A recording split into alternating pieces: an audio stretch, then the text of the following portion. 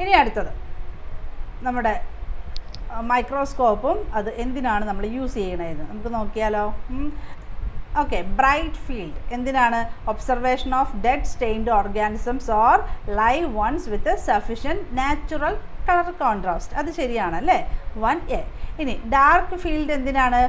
Observation of unstained living or difficult to stain organisms, allows one to see motion. അതും ശരിയാണ്, 2 എന്താണ്? B ആണ്. Okay, ഇത് നേരത്തെ അതേ പാറ്റേണിലാണ് വന്നേക്കുന്നത്. അടുത്തത് ഫ്ലൂറസെൻസ് എന്താണ്? Diagnostic tool for detection of organisms or antibodies in clinical specimens for immunological studies. Okay, അതും അതുപോലെ തന്നെ വന്നേക്കുന്നത്. നമ്മളോർക്കും ഇത് തെറ്റായിരിക്കും, ഇങ്ങനെ ഒരിക്കലും വരില്ലല്ലോ എന്ന് ഓർക്കും. ഇനി അടുത്തത് കോൺഫോക്കൽ എന്താണ്? Observation of very specific level of specimen. അതും കറക്റ്റാണ്, 4 എന്താണ്? D. ഈ രീതിയിലല്ലാതെ പല രീതിയിൽ അതിൻ്റെ യൂസസ്, അതിൻ്റെ എന്താണ് ആപ്ലിക്കേഷൻ എന്നുള്ള രീതിയിലും വരും. ഓക്കെ, ഇനി ട്രാൻസ്മിഷൻ ഇലക്ട്രോൺ എന്താണ്?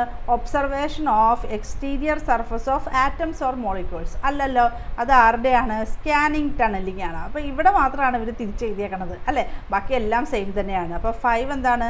5Fഉം 6Eയും. ഓക്കെ, ട്രാൻസ്മിഷൻ ഇലക്ട്രോൺ മൈക്രോസ്കോപ്പ് എന്തിനാണ്? Examination of thin sections of cells for details of internal structure, exterior of cells, വൈറസസിനെ പറ്റി പഠിക്കാനായിട്ട്, or surfaces when freeze fracturing is used. അപ്പോൾ ആൻസർ എന്താ വരുന്നത്?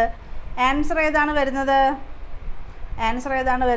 B ആണ് ആൻസർ വരുന്നത് അല്ലേ, B ആണ് ആൻസർ വരുന്നത്. 1A, 2B, 3C, 4D, 5F, 6E.